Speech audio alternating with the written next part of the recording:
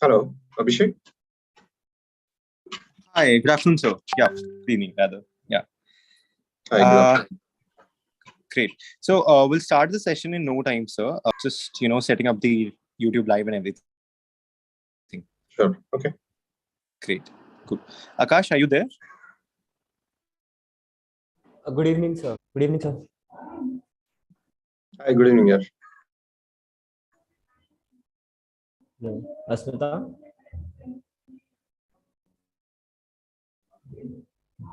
Yeah, sure. A very good evening to one and all present here. Today, we all have gathered here in this online forum speaker session and mentorship session of Nerve 6. And we, Akash Sharma and Asmita Tripathi, on behalf of AIT OSS Club and the whole Inner family, welcome you all to this journey full of learning and fun. With its 6th edition, Innerve has hit a very important milestone of being India's biggest student-driven hackathon, with 800 plus participants competing for a total prize pool of more than 10 lakh rupees. We have finalist teams out of the goodies, merchandise, Entrepreneur, engineer, and a leader to guide us and share his invaluable knowledge and experience gained over years of working in the industry. An alumnus of the Army Institute of Technology, we hold pride in having him here with us.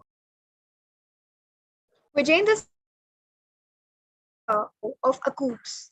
Acoops is a single-stop shop to build a simple and integrated workspace for business users, providing seamless access to modern software technologies. In this global village, keeping our data secure and private is necessary, but at the same time, one of the most challenging tasks. On the internet, encryption is what makes data privacy possible. Without encryption, internet browsing information is potentially shared with third parties as information passes between various networks. What's more concerning is that users do not have a chance to agree. Now, I would request Vijender sir to share his insights on this topic. Thanks everyone for having me here today. I would like to quickly share my screen. Can you please give me the permission to share my screen?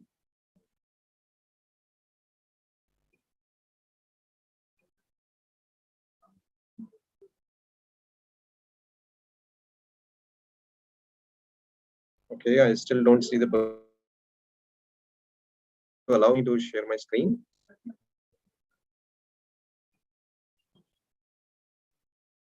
Abhishek sir.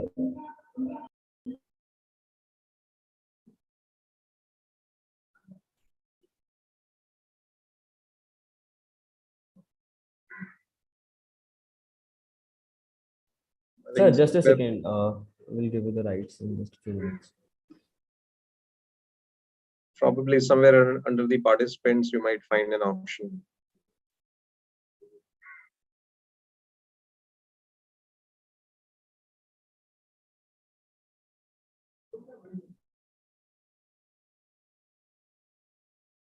If you see that option.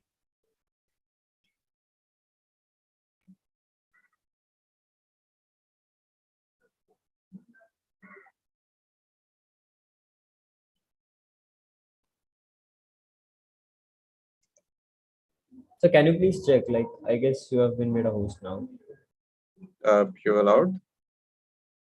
Yeah, okay, fantastic. Let's see. Okay. Let me know if you can see my screen. It's a blue colored presentation that says World Without Encryption. Can someone confirm that they can see my screen? Yes, sir, the screen is visible. Okay, Yes, fantastic, right. So the topic I chose, is a very interesting one, and I read about this, very recently, right? And that's why I thought that it will be interesting to share, with you guys that what is happening in the world of, encryption and security, right? And the idea of a new type of computer is being born, and when that becomes a reality, any type of security that we have today will become absolutely useless, right? So that's the idea. But before I go there, I would want to give a brief background of what is cryptography and how does encryption happens, how does our data is secured, right? So that you are assured of that your data is being read by authorized parties only, right? And just a brief on ECOPS, right? So that you guys can relate that okay, why I would have some kind of knowledge on this particular topic. So I run a company called as ECOPS, which is headquartered in Pune, and we are running our 10th year right now. We are among the top provider of remote work solutions, right? So in COVID time, our solutions were highly used. You would have studied cryptography, in one of these subjects at least, or you would have touched upon that. Difficult topic, to understand, but the concept is very simple, that you take something which is a plain data, right? Any data that you want to pass on to somebody, and jumble it up, so that a person who is not supposed to get that data cannot read that data, right? For them it looks like some random data that is coming. They cannot make the meaning out of it, right? A simple example is given here, that the original message is attack at dawn, and then it is shifted by 2 characters, and it becomes something else which nobody understands, that okay, what has happened, right? What is important in cryptography is the algorithm, right? That okay, what is that algorithm? Yeah, so here the algorithm is to shift the characters by certain number of bytes, right? So the algorithm is something which is the method, but then the key ingredient is that key itself, that okay, by how many bytes it has to be shifted, right? So that's in a nutshell, in a very plain simple language, it is about garbling a valid data so that other people cannot read it, right? And you hear these terms in cryptography, which is plain text, ciphertext. So plain text is the plain message that you want to pass it on to someone, and ciphertext is something which is the garbled text, right? Which other parties, other people should not be able to read, right? Who are not supposed to read that, or even if they can see the ciphertext, they cannot get the plain text out of it, right? The other party, like let's say you are sending some message to your friend also will be able to read the ciphertext, but they will also know how to convert this ciphertext into plain text. And then encryption is the method to create the ciphertext from the plain text, right? So you take the plain text, you want to send it to somebody, use encryption to get the ciphertext and send it to somebody, right? And decryption is absolutely the opposite term of it. You get the ciphertext from someone. Now you want to get the plain text out of it. You decrypt the traffic, right? Key is the the main ingredients which I mentioned in the previous example, that okay, by how many bytes you want to shift the character, right? And that's the input that you will have to feed in the algorithm, that okay, by 2 bytes, right? Somebody can say okay, by 20 bytes, somebody can say by 200 bytes, right? So that number, the input to that algorithm is your plain text data and the key, right? And the key, it is the strength of the key which determines that how good the encryption or how strong the encryption is going to be, right? So key is one of the term that you will hear. Hashing is creating a unique signature out of some data. So if you have plain text data and you want to create a unique signature out of it, that is called as hashing. Something that I won't be touching upon, so no need to worry about it. So this is how the encryption looks like, right? You take the secret message, right? Let's say you want to send a message to your friend, right? That okay, let's go for movie in evening 7 p.m. and you don't want your let's say parents to read that message, right? So you will encrypt this message using a key, right? And then what you get is a garbled data, and then you send this ciphertext or the garbled data to your friend, who knows the key to decrypt it, right? And your friend will apply the key and the algorithm and get the secret message out of it, right? As simple as that. So what's the use of cryptography? Why do we encrypt, right? As simple as that you want to maintain confidentiality, right? That means the message that you are trying to pass to the other party, your friend, your relatives, your company, that data should only be decrypted by that party only, right? The party that you intend to send that data to, right? However, just understand that the ciphertext, the encrypted data, can be read by anybody, just that those unauthorized parties will not be able to decrypt that data, right? So only the intended party should be able to decrypt and read the plain text data. That is one. The second thing is, when you want to send the data to the other party, you also want to make sure that the other party knows that the data has not been modified in between, right? For example, you send a message to your friend saying that let's go for a movie at 7 p.m. and somebody modifies that and that data and says that okay, let's go for movie at 9 p.m., right? So the other party or the receiving party, should be able to get that assurance that this data has indeed come from you and it is not modified, right? And that means that you are maintaining the integrity of the data. Because imagine if the integrity is not there, right? So if I receive any data, it is ciphertext, right? So it was encrypted, but now I don't know whether somebody has modified this data. So I don't know that, okay, whether I should trust this data or not, right? So trust is a very big factor that is established when we know that the integrity of the encrypted data is established. The third is authenticity. That means the data has indeed come from the party who was supposed to send this data, right? So for example, if you want to send a data that okay, let's go for a movie at 7 p.m. and your friends receives it, your friend this message was indeed sent by you and not by, let's say, some other guy or the parents of that guy's friend, right? So authenticity is another thing that we can establish by use of cryptography. So cryptography is not just to hide the plain text data, right? Which is, of course, you get confidentiality with it, but cryptography is also used to establish the trust and authenticate the other party, right? So those are various uses of it. Right? So what are the different type of cryptographies, right? And this is more theoretical. You would have read in your subjects that there are two types, right? Symmetric key cryptography and asymmetric key cryptography, right? The symmetric cryptography is when a same key is used to encrypt and the same key is used to decrypt the data, right? So that means if you want to send a message to your friend, you and your friend need to have the same key, right? Then only you will be able to encrypt and your friend will be able to decrypt using the same key, right? This is also the fastest way to encrypt or decrypt the data, right? And these are very popular algorithms which are used. However, a very big problem exists in symmetric key encryption is that how do you share the key with your friend, right? And if your friend is, let's say, living in a different city, how do you share the key? And if that key is known to somebody, that means the whole objective of encrypting the data is gone, right? So this key is to be protected, always, right? So, and that's one big problem statement in symmetric key is the key exchange. How do you exchange that key so that nobody can read the key, right?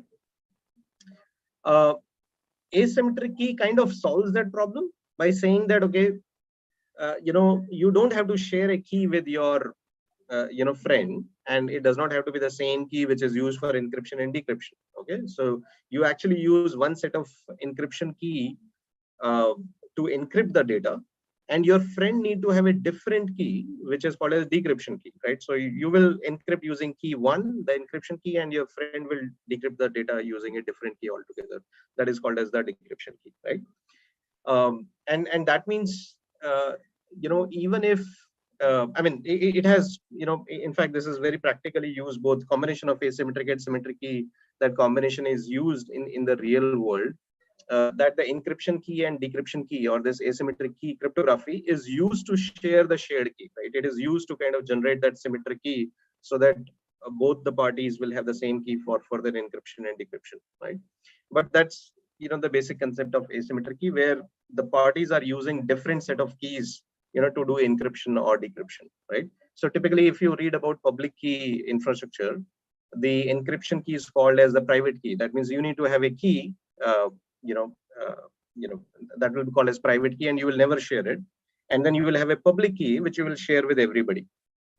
Okay, and then you do the encryption decryption, based on that. I don't want to go into too much details of that, right? So this is what something asymmetric key cryptography looks like. That the sender has the plain text data. You want to send some data to your friend, you will use your friend's public key, right, to encrypt the data, right? Now and your friend will use the private key to decrypt the data to get the plain text, right? Now the correlation between this public key and private key, they both belong to your friend, right? The correlation between them is any data which is encrypted using public key can only be decrypted by private key.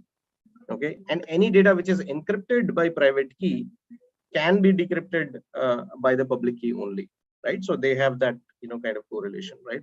So now when you want to send some data which can only be read by your friend only, right, you would encrypt that data using the public key of your friend. Public key is public, right? It is available to anyone, right? So you can just share it in plain text, right? So you have your friend's public key, you encrypt that data using your friend's public key, so that only your friend can decrypt it, because your friend has the private key. It is supposed to be private. Your friend is not supposed to share it with anybody, right? And if your friend wants to send something to you, your friend will do the same thing. He or she is going to encrypt that data using your public key so that you can decrypt it using your private key, right? So that's called as asymmetric encryption. By the way, one of the very common example of asymmetric key encryption is your WhatsApp, right? So any data that now you send over WhatsApp is encrypted using asymmetric encryption. So when you add somebody as a friend, you get their public key, and when your friend adds you on WhatsApp, they have your public key, and the data encryption happens using these public keys, and you decrypt the traffic or you decrypt the messages using your private keys, right? So how to break the encryption, right? What's the security of encryption, right? So method, I mean, to break the encryption, there are two things that are required, right? One is what is the key that is used, right, to do the encryption, and second is what is the algorithm that is used, right? So remember the first example where it says, okay, shift the bytes by 2 places, right? So the algorithm is to shift the bytes, and key is that number 2, that by how many times you are shifting the character, right? So the algorithm is something which are open source, right? They're known to everyone, right? They themselves are not susceptible to, let's say, stealing, right? Because they're already open source, right? So their strength is only based on one is how large keys they can process, right? And how fast they are, right? So if they, for example, that same example that, okay, shift the characters or shift the message by 2 characters, if I change 2 to, let's say, 2000, that means that algorithm will have to shift each character by 2000 places, right? So then the strength of the algorithm increases because it can do that. But it also has to make sure that it can do that in realistic time, right? So imagine if I say shift each character by, let's say, 2 lakh times, right? Then the algorithm will take a lot of time to shift each character by 2 lakh, places, right? So the algorithm per se is not kind of, you can say, private. Algorithms are open. It depends upon how large keys they can use, and also how good their design is, in terms of that there is no loophole that you can do easily brute force attacks, right? So what is brute force attack? Is basically trying all possible combination of the keys till you get the plain text data, right? So in fact, the most common way to break encryption is to do brute force attack, right? Generate all possible type of key combinations, right? That means now the overall security of the encryption is dependent upon how large your key is, right? So earlier we used to have like 40 bits keys, and then came 64 bit, and then 128 bit, and now we have 256 bit keys, right? What that means is, if your key size, and key is nothing but a random number which is mixed with the algorithm and the plain text data to get the cipher. If your key is 256 bit key, there are 2 raised to power 256 combinations which are possible. So if somebody want to do a brute force attack on an algorithm, they will have to generate so many combinations. Sir अगर 5 वो नहीं है viewers तो question कौन पूछेगा? And then get the plain text data, right? So question सोच लो, पूछ लो. 56 can take like billion years by a classical computer, to नहीं, अगर 5 लोग भी नहीं है मीट में तो क्वेश्चन पूछेगा कौन? Billions of years, to do that. But what if, imagine there is a faster computer available, okay? A computer which is 100 million times faster than the current classical computer. What I'm using to do this presentation right now, there is a 100 million times faster computer available. That means that billion years to brute force that AES 256 can come down to, let's say, a few hours, okay? And that is the real threat to cryptography. That, okay, today if any traffic that we are sending over internet, it is secured, right? We go to ICICI Bank website or Facebook or WhatsApp, everything is encrypted by an algorithm which is known, and a key which is, let's say, 256 bit size, right? And if there is a faster computer available which can decrypt that data within hours, that means all the data that we are sending over internet today will be encrypted. It can be encrypted by anybody, right? If this kind of fast computer is available, right, to anyone. Now, I mean, the one obvious question that you guys might ask is that, okay, when you are talking to somebody over WhatsApp, right, how does somebody gets access to your data, right? So any traffic that we send today from our PCs or our mobile phones goes through this public internet, right? And this public internet is formed by multiple ISPs. It goes through the ocean, through the physical wire, and there are basically light signals, which are going over the wire, right? And it is very easy to capture that data, right? And if you see, there is a Netflix documentary called as Spycrafts. In that, one of the example is where one of the naval unit of a country actually tapped into the ocean cable and extracted all the traffic that was going through there, and which was obviously encrypted, and then they applied whatever brute force mechanisms to decrypt that traffic, which was very critical for the other country, right? So it's very easily possible for anybody to capture the data that is flowing over the internet. Whatever, let's say, this presentation that we are doing, anybody who has physical access to the internet network today, which could be any router which is there outside, or any ISP's network, it's very easily possible for anybody to just capture this whole traffic, right? And it is encrypted today. Then that guy can actually just take this traffic go to a, this very fast supercomputer, apply brute force attack, and can decrypt the data. Okay. So what is this fast, computer, right? And let's look at the new computing paradigm called as quantum computing. That what is quantum, computing, right? So quantum means an amount, right? That's the Latin word. But in the modern times, this also means the smallest possible discrete unit of any physical property, such as energy, or matter, right? So now what organizations are doing are applying quantum physics and building a quantum computer, right? So what is a quantum computer, right? So today, let's say if you look at our current classical computer, everything is a bit which has a value of 0 or 1, right? And our computers are made of transistors, and each transistor or whatever is the smallest circuit on our PCs. I mean, you would have studied AND gate, OR gate, NOR gate, and those kind of circuits. They process bits, right? They will process zeros and one and give you the output, right? So this classical computer has certain limit that you need one specific transistor to store a 0 and 1, right? And even if you're storing whether in RAM or hard disk, it has its own limitation. And your full CPU has to process every bit 0 and 1 in a very sequential fashion, right? So if you are from the computer background, you would have studied the machine language, right, in which every opcode and instruction is written as data, and then that gets executed by your CPU, right, in a very sequential fashion, right? That's the limitation of the current classical computer. A quantum computer is something which is based on something called as qubit, right, which is a quantum bit, right? It's a bit which can have both 0 as well as 1 as the value, right? So it does not store 0 and 1 separately. It can store zeros and 1 in a single qubit as well. In fact, a qubit can actually have lot many more values.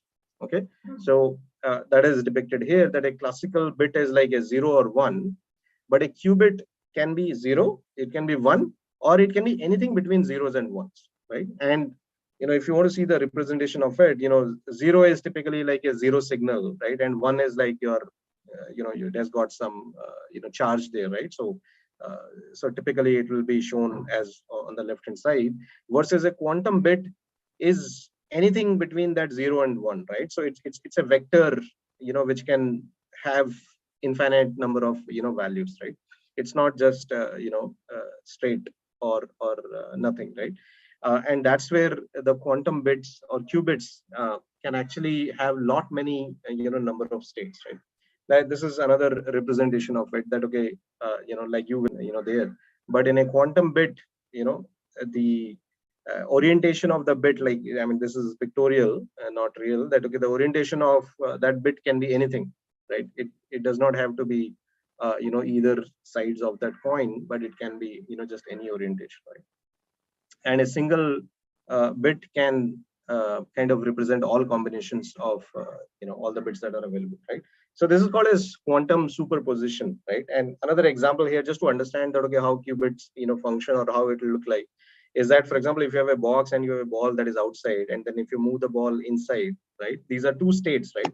So when it is outside, it is 0 state. When it is inside, it is 1 state, right? But then if you superimpose these two pictures, right, now the ball, and now if you look at the superimposed image of it, the ball is outside as well as it is inside at the same time, right? That is how the qubits function, or the quantum superposition is called, right? So why we are talking about quantum computing, why it is important, of course, this quantum computing will give us immense amount of performance, right, when it comes to computing, right? So you can do a lot of machine learning at a much faster pace. AI can become more powerful. There's a lot of pharmaceutical research that happens, which requires a lot of computational power. So all that will get a lot of benefits once quantum computers becomes reality, right? And then of course cryptography and cybersecurity, right? So how does the quantum computer looks like, right? So it's not going to be like a classical computer, like a laptop that you and I we can have today, right? It will perform in a very different way. So typically this is one of the model that I was I could find that it will be called as quantum processing unit, a QPU, right, which will run in a very extreme isolated environment, right, and it's not going to be possible to be operating as a personal computer as such. That means only specific type of organizations will be able to run quantum computers, right? There are already quantum algorithms which are available now, and some of the algorithms like Shor's algorithms and Grover's algorithm